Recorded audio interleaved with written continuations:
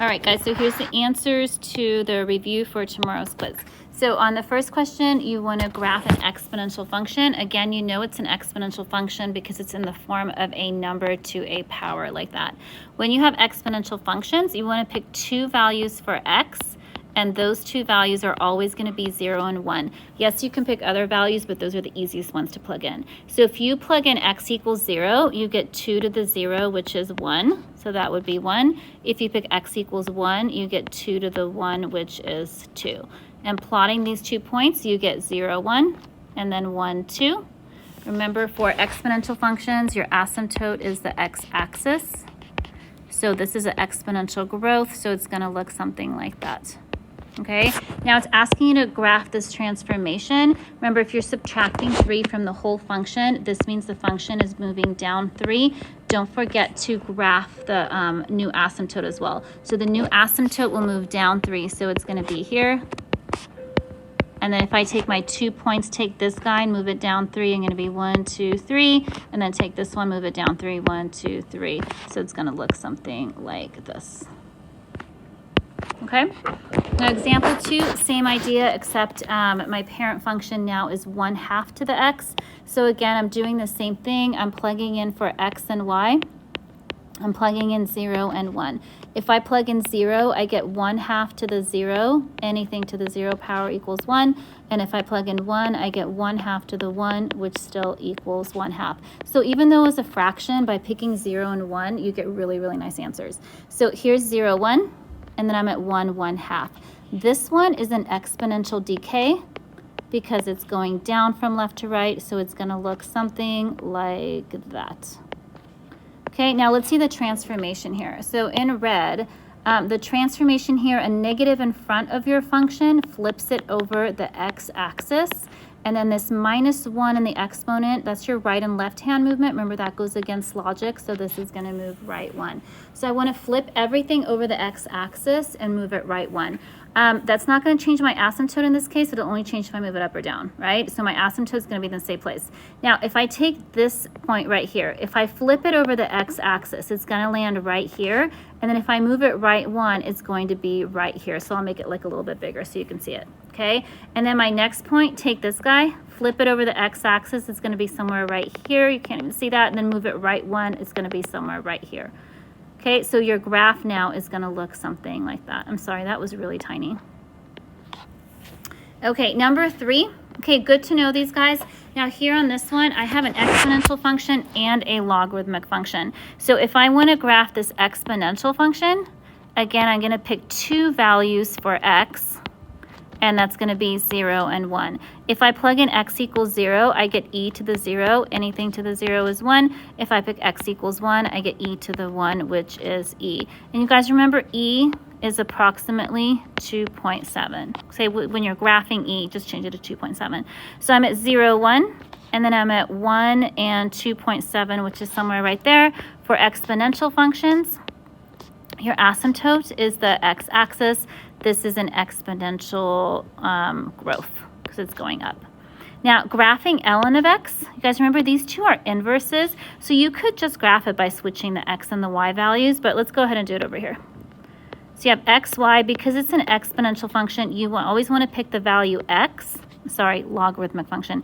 Always pick x equals 1, and then pick x equals whatever this base is. Remember, the base of ln is e, so let's put that in there.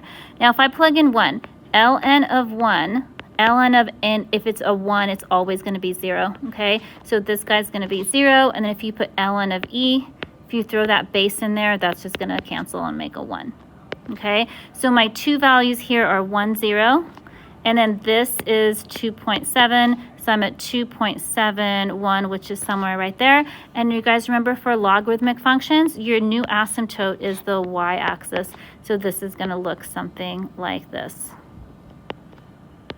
Okay, and you guys, these two are really important to know, especially for calculus. They ask questions about different parts of graphs like this, so it's good to know what it looks like, okay? All right, number 4, let's do this one. So here's my logarithmic function. Again, remember, for logarithmic functions, I want to pick 2 values of x. One is always 1, and the other one is always what the base is. So here my base is 3, so I'm going to pick 3. If I plug in x equals 1, I'm going to get log base 3 of 1. Again, log base anything of 1. If there's a 1 here, it equals 0. And if I put a 3 in there, I'm going to get log base 3 of 3, and that just equals 1. So my 2 points are at 1, 0, and then at 3, 1. And remember, for logarithmic equations, your asymptote is the y-axis. So they look something like this. Okay, now let's look at the transformation here. This minus 1 here moves everything right 1. This plus 1 moves everything up 1. So I'm going to take everything and move it right 1, up 1. I think we all did this in class today. So if I move the asymptote right 1 and up 1, it's going to end up being here. And then if I take those points and move it right 1, up 1, I'm going to be here. Take this guy, move it right 1, up 1, I'll be right there. Went a little bit faster through this because we did this in class today. Okay, so again, for your quiz, you guys, I'm only putting one of these on there, either a logarithmic graph or an exponential graph, nothing too crazy. All right, find the domain. So to find the domain, you just want to take whatever's inside the logarithm and make it greater than 0. So I get 3 minus 2x is greater than 0. If I subtract 3 from both sides, I get negative x is greater than negative 3. If I divide by negative 2, remember you have to flip your inequality, so you're going to get less than 3 over 2. It becomes a positive because it's a negative divided by a negative. Okay, don't forget to flip the inequality if you divide by a negative. That's kind of important. Okay, now the third one here, I'm sorry, number 6. This one's a little bit trickier. So here, I want x plus 6 squared to be greater than 0. Now, the right way to do this is to set it up as a factoring problem. So it's x plus 6 times x plus 6 is greater than 0, and make a sine line graph. And it's kind of weird. I'll do the sine line graph way, but I will show you guys a faster way to do this one as well. So the number that's going to go on my sine line graph is a negative 6, because at negative 6, both of these guys are going to equal 0, right? Now, let's pick something to the left of negative 6. To the left of negative 6, maybe you can pick like negative 10. Okay, negative 10 plus 6, that's a negative number. Negative 10 plus 6 is also a negative number. A negative times a negative is a positive. If I pick something bigger than negative 6, let's say like positive 10, then I have 10 plus 6 is positive, 10 plus 6 is positive, so that's also positive. Okay, now what do I want? I want the positive ones, the ones that are bigger than 0. So it's all of this and all of this. So you guys, basically it's any number. I can pick any number, but the only number that I can't pick is this x equals negative 6, because at x equals negative 6, this thing's going to equal 0, and it has to be greater than 0. It can't actually equal 0. Okay? All right, number 7. Okay, let's go ahead and do this one. I can rewrite log base 2 of 8 as log base 2 of 2 to the third power, which is 8. And then I can rewrite log base 5 of 25 as log base 5 of 5 squared, which makes that 25. So these cancel, I'm left with 3 plus 2, which equals 5. Okay, on number 8, I'm going to have log base 3. And then you guys, 1/9 is the same as 1 over 3 squared. If I move that to the top, it's 3 to the negative 2. Okay, so that's kind of nice because this log base 3 of 3 cancels out, and the answer is just negative 2. Number 9 is actually kind of tricky. So I have log base 100. Now look, if I want the 100 and the log to cancel out, I need a 100 here also. So that means I need to rewrite 10 as 100 to some power, okay?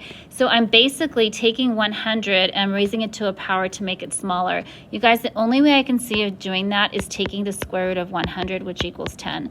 And square root means to raise it to the 1/2. So this is 100 to the 1/2. That cancels out. The answer is just 1/2. All right, number 10, there's no base, so I can give it a base 10. Okay, and then the cube root of 10 is a fancy way of saying 10 to the 1/3. Log base 10 of 10 cancels out, and then this is just 1/3. Okay, you guys, please know this. Square root of x is x to the 1/2. Know that the cube root of x is x to the 1/3. Memorize that. You have to know it, okay? All right, number 11, when you have parentheses, make sure you do the parentheses first. So let's do log base 3 of 81. So I have log base 2 of log base 3, and I'm going to rewrite 81 as 3 to the 4th power, okay? The log base 3 of 3 cancels, so now I have log base 2 of that 4 that's left over. which is also log base 2 of 2 squared, gives me the 4. That cancels, so the answer is 2. Okay, number 12 is one of your little rules. I have big base, little base are the same. They cancel out. It's just going to be a 5. Okay. Number 13 also, the base you can't see is the e. So ln e of e, that cancels. It's just radical 7. And then number 14, another easy one. Little base, big base are the same. These cancel, so it's just going to be radical pi. So those guys were easy. Okay. All right. Number 15. So the first thing I see here, if I want to expand it, I see the square root symbol. I know that square root of xy is a fancy way of saying xy to the 1/2, right? And then this is all over 100, okay? So let's go ahead and start splitting this up. So the first thing I see here is I see a division here. Division means to subtract. So I'm going to rewrite it as log of xy to the 1/2 minus the log of 100. Okay, now I can work with this log of xy thing. This right here becomes your little birdie and flies out, right? So I have 1/2. And then because I'm multiplying here, that means I'm actually adding when I'm expanding. So it's going to be the log of x plus the log of y. And then minus, and you guys, log of 100. The base here is a 10. I can rewrite this as log base 10 of 10 squared is my 100. This cancels out, so I'm going to get 1/2, if I distribute this, log of x plus 1/2 log of y minus, and then this was left over with the 2. Okay, and look, that one was a little weird. The one on the quiz is a little bit more basic, but I did want you to see something that's a little bit weird, so there it is. All right, 16 is a little bit easier. I see multiplication, which translates to addition when I expand. So this is the ln of e to the 19th plus the ln of x to the 20th. Here's my base e. Look, that cancels out, leaves us a 19. And then this is a little birdie that flies out, so plus 20 ln of x. A little bit more basic on that one. Okay, condensing. Remember, you want to bring the little birdies back up. So this is log base 7 of x to the 8th minus, bring that back up, log base 7 of y to the 1/3.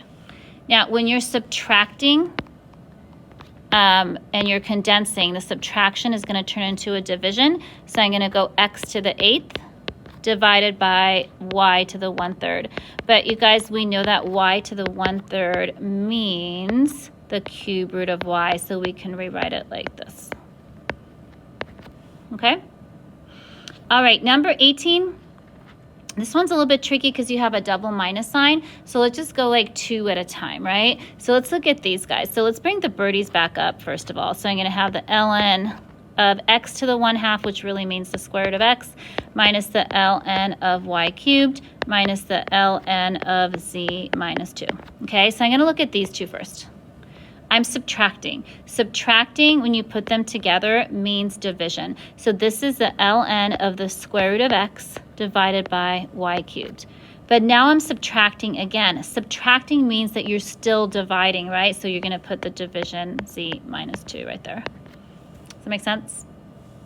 Okay, and that one was kind of weird too with the double subtraction. And then you guys, on this one, I'll go ahead and do it, but it's not on your quiz tomorrow. I'll put it on the test. Okay, it says how much more is the return if the investment is compounded continuously. You guys, that means A equals PE to the RT versus monthly. That formula is A equals P times 1 plus R over N to the NT.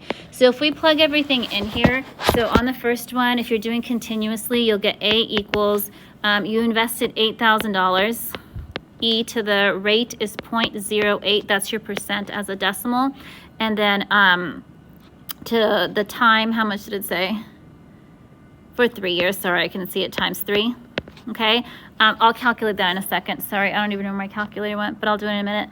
This one is A equals, the principal amount is 8,000. And then you have 1 plus the rate is 0.08. Your N is how many times it was the interest was taken in a year. So monthly means 12. And then you have to the 12 times 3. And give me a second, I'm going to grab a calculator.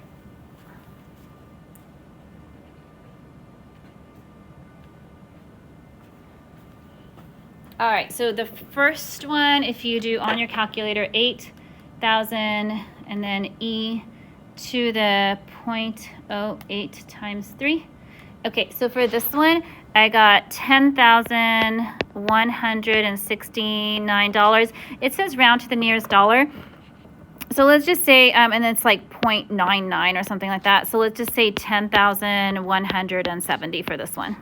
Okay, and then for this guy, let's see, you have 8,000 times 1 plus 0.08 divided by 12, and then raised to the power of 36. Okay, so for this one, I got 10,161.89. If you round to the nearest dollar, that's going to be 10,162. Now, make sure you answer the question. It says how much more is the return if it's compounded continuously? So you actually have to subtract these, right? So it's 10,170 minus 10,162. It's not much more. It was only $8. Kind of fun, right? Okay, so that's it, you guys. Hope you enjoyed that. If you have any questions, please come see me tomorrow before your quiz, okay? Have a good day. Bye.